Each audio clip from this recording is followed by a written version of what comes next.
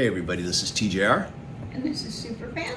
And we just finished watching part 1 and part 2 of the new HBO docuseries Billy Joel, and So It Goes, part 1 and part 2. This is close to 5 hours. I have mentioned many times the influence of Elton John on me as a musician. He was the reason I took up the piano. And, but I hardly ever talk about Billy Joel, though I have mentioned maybe a few times that I'm a fan, that I have some of his albums. And after watching this, I do find myself asking, why haven't I explored his catalog as much as I've explored Elton's catalog? Although, granted, there's still a lot of Elton's catalog that I haven't listened to. And there's a lot more of it, too, than, say, Billy Joel has had. Because Billy Joel had periods of times, has had a long period of time where he just stopped writing by choice. And he talks all about that in the documentary. Along with making me want to now explore those albums that I haven't explored, I really feel like this was a documentary that I didn't know I needed, is how I feel. And I feel I agree with that. I mean, I've never asked you what you think of Billy Joel. I'm sure you like some of his songs. I know you had none of his albums. I had none of his albums. Yeah. I wouldn't go out of my way to listen. Uh-huh. But I know all the hits. Yeah. I was surprised at how much I know all the hits in watching this. It hadn't occurred to you. It Not just kind of really. crept up, which kind of says a lot about how much his music has permeated the culture in a way that sometimes we don't even realize it. Yeah. Someone like you who comes, from a different musical period than me, as far as what was in our formative years, he was probably out of the zeitgeist for the music that was part of your cultural youth versus mine. For most of it, yeah. Yeah. Yeah. But it was there because I know, like I said. Yeah, it surprised you how many songs you knew. But I felt like this is the documentary that I didn't know I needed.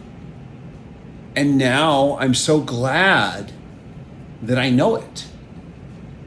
And I feel like I want anybody who's even had just a passing interest in Billy Joel's music, like, oh yeah, I like those songs. I feel like I want to tell every one of them, you have to watch this. You really have to watch this. Well, I always say, even bands that I don't like actively, I'll watch a documentary about them. Yeah, I've noticed that about you. You're still always interested in the story. And, we've had the opportunity to do, just kind of story song things. Like, there was a music industry thing that we went to, and Randy Bachman was one of the speakers. Yeah. And, I will always go and sit in a room with somebody who's going to tell a story of a song.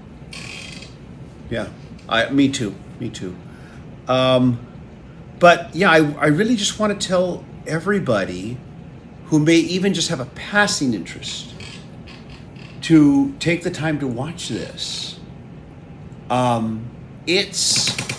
This is probably this is a very complete, career-spanning, kind of definitive final say, in my opinion, on the life of this musician. It is, of course, done with his cooperation. And it is him. It is all of his ex-wives, his former bandmates, his current bandmates, people who have worked with him in the past, who all apparently still get along with him, whether they work with him or are married to him. For the most part, yeah. Even the former manager that Well, ripped not him that off one. has a brief little say, though it is not a new interview, it is an archival interview. But he does get to have a little say in it. Yeah, it's this documentary is trying to basically to cement his legacy. They make no mistake of that. It's trying to cement his legacy, but it's doing it in such an honest and forthright way, in my opinion, because you've got all these different people in his life, from his life, like I said, all his ex-wives, his adult child, his half-brother, his sister. You've got all these people talking.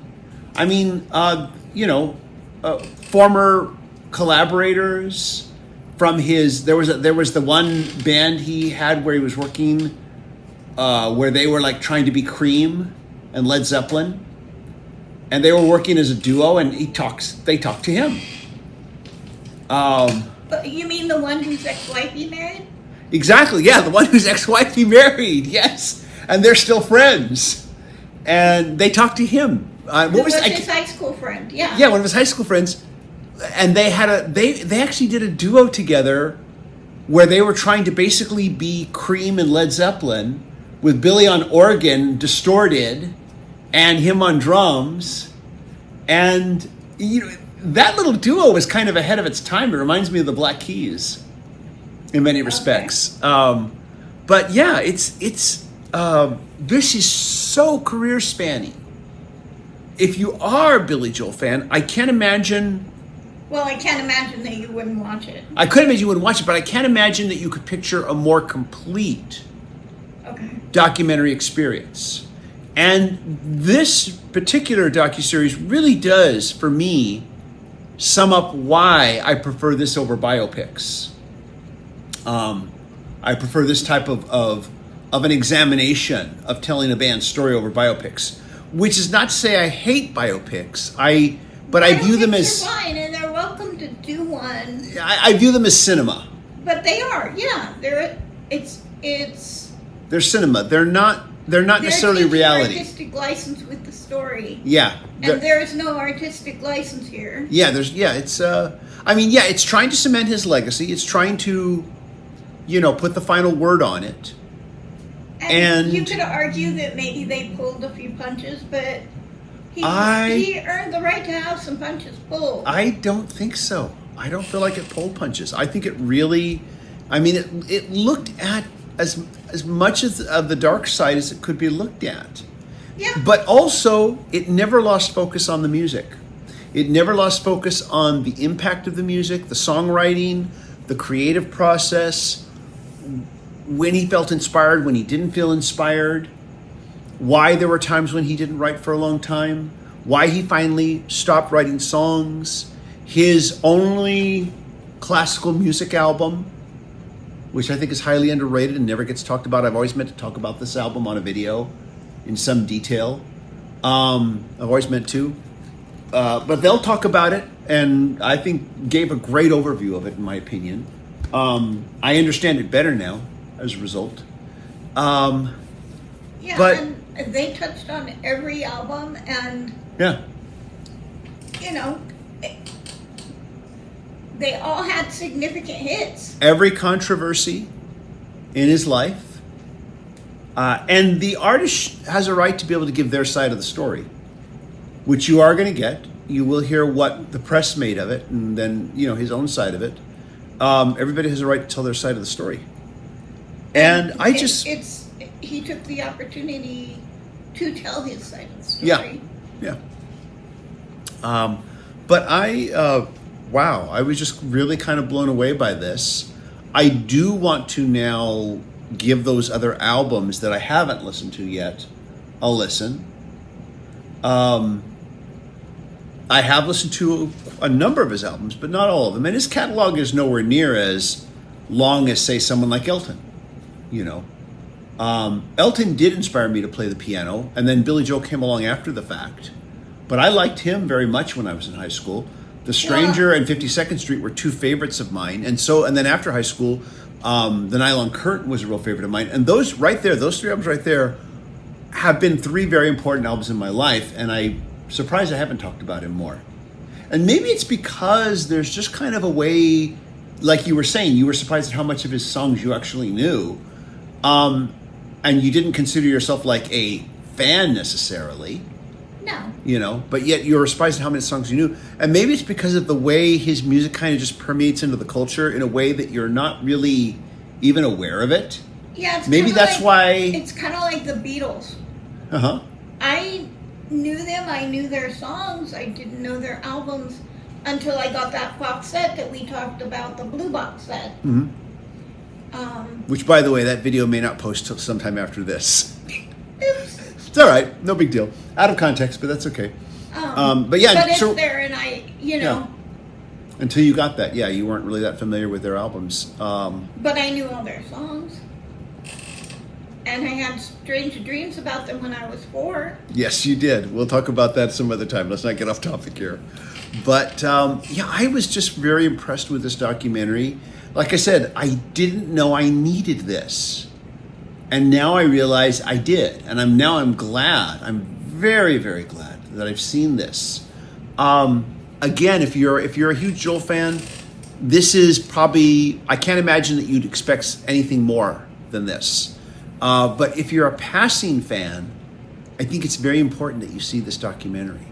It's fascinating, the people that comment on his music. You've got a lot of musicians commenting on his music. Yeah. You've got Sting, John Mellencamp, Pink, Nas. You've got Ishtok Perlman. Ishtok. Oh, I'm sorry. Thank you. I know I mispronounced that. Oh, thank you. You've got, I can't think of his name, from the Eagles. Henley. Don Henley. Thank you. I don't know why I couldn't think of his name. But yeah, Don Henley. You've got Paul McCartney. Yeah, it's fascinating, the different perspectives by different musicians on his music. Some of whom you would not expect to hear talking about him. You know, and some that you would expect. I would expect Paul McCartney to talk about him. You know, I would not expect, and hopefully I won't mispronounce this time, Ishtok Perlman. And did I mispronounce it? You did. I did. Okay, well, whatever. Hey, I've got a running streak. You know, it's a batting average here. But yeah, how do you say it again? Ishtok. Ishtok. Okay. Well, I certainly wasn't expecting to hear him talking about Billy Joel. Was not expecting that. Yeah, it's really impressive, the perspectives from other musicians. I'm glad they're talking to other musicians about about his music, and in each case, they're talking about his songwriting. You know, they're talking about his lyric writing, his composition, the way he plays, the way he combines chords and melodies. And I'm so glad that all of this is talked about, and is talked about in a way that I think that even if you're not a musician, you can get a sense for what they're talking about. You can get some sense of the appreciation for it, of what they're saying. And I think that it will widen your understanding of the music. And I think that every legacy artist that has been around, and there are plenty of them as long as he has, should get a documentary like this by people who care about the story, don't want to pull any punches though, don't want to gloss over things, but want to really imbue you with the way they appreciate the music. And I really feel that way about the two filmmakers who made this, the two women who made this film, that they want to tell the story, they believe in the music, they want to imbue that appreciation, they don't want to gloss over anything, they want to not pull any punches. And I think that every great major legacy artist from this period of popular music that we've grown up with deserves should have this kind of a documentary. I agree. I mean, I don't anticipate that we're going to get something like it from Elton John, although there is a documentary out there that we still haven't watched. Oh, really? Okay. We should get to it then. I mean, there have been some great ones out there. But I do, like I said, and like I said, I think not every artist will get one, because I think they just kind of struck gold with this one here. The perfect storm, where everything came together with the filmmakers, and at the right time, all the people who took part in it, all the people who were willing to be interviewed for it. I think it was just kind of one of those, it just turned out that way. Well, Because sometimes when you make a documentary, you could start with one intention, but by the time you get to the end of it, it became something else. Because that happens. Go ahead. I think it speaks to him as a person Uh-huh. that all these people were willing to Yeah. do this. Yeah. Not too long ago, in fact, just the other week, I talked about the quote from the Bill Maher podcast about the Beatles' White Album. Something I didn't mention in that video is that Bill Maher brings up this docuseries. And he said to him, I'm amazed, and it speaks a lot about you that all your ex-wives still like you. And he said, well, thanks. He didn't know what to say to that. But I have to think that maybe, I have no clue how many times Bill Maher has been married, or if he has ex-wives. I'm assuming maybe he does. But I get the feeling that he's not on good speaking terms with some of them, or they're not on good speaking terms with him. I don't know. Like I said, I'm just guessing this. But he brings that up, and I thought, oh, really? I didn't know that all the ex-wives were in this documentary. And part of part of his reaction to that docuseries made me think, oh, I should watch this thing. And in fact, I wasn't even, only in the last week or two did I become aware of its existence. Of course, it's only just come out recently. But I think you were the one who first alerted me to it. I said, yeah, let's get to this, Anyways, though. But yeah, I am pretty knocked out by this. I'm very pleased with it, because I oftentimes say these things sometimes center too much on the scandals and controversies and not enough on the music. But sometimes these things do play into the music. These moments of rock bottom, they do play into the music. And I think everything keeps relating back to it. And I don't feel like this. I think this docuseries really just covered everything. Yeah, And- it did. Yeah. And for the record, Bill Maher has never married because he didn't want to Oh, okay. have that drama. Thanks you just looked that up. Yeah, she just looked that up. Thank you for that. I appreciate it. Okay. So I saw it from the wrong perspective. But, wow. Okay. Interesting. But, and I have nothing against Bill Maher. I've always enjoyed a lot of his commentary. May not have always agreed with what he says, but I've always enjoyed his commentaries. But again, I just can't recommend this enough. I really can't. If you were just thinking, oh, maybe, please take the time to watch it. If you're just a passing fan and you like a couple of his songs, take the time to watch this. There really is a story here that I think everybody can relate to. There's so much sadness at times in this story, and there's a lot of trauma. Yeah. Especially like, and this primarily deals with the abandonment issues with his father. Well, and I hate to say it, but a lot of the great musicians, rock musicians, have that issue. Some of them do, yeah. A lot of them have abandonment issues, yeah.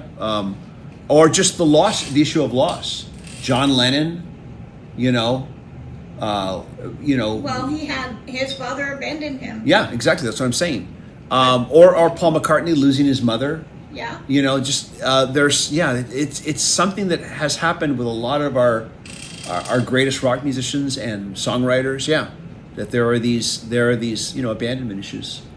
But anyways, though, this was just an amazing experience watching this. And again, I didn't know I needed this, and I think that you probably don't know you need this, and won't know you need this until you see it and hear the music brought into the perspective that this documentary series brings it into. And even, like I said, you didn't need to tell me how great, albums like 52nd Street are. You didn't need to tell me this. I already knew because I got this back in high school, and I loved this album. I loved The Stranger. I loved The Nylon Curtain. I didn't need to be told that. Yet, I needed to understand this music better than I do now, or than I did before I saw this documentary. Now I understand it way better, and I'm gonna only appreciate it more. Anyways, though, that's all I have to really say. I don't know if you want to say anything else. No, Okay. I think that sums it up. It's a really Yeah. good So, documentary. and I wasn't thinking I was going to talk about this documentary series. After we watched part 1, I thought this is really good. Can't wait to watch part 2. We watched it in we didn't try to watch it all at once. But now that it's done, I have to talk about this, and I just hope, like I said, you'll take some time to see this. It's so worthwhile. Everybody, thank you so much for watching here. As if you like these videos, be sure to hit like. It helps a lot. Thank you, patron supporters. You're fierce and mighty. Patron supporters receive exclusive videos not available on this channel. And everybody, just thank you for watching.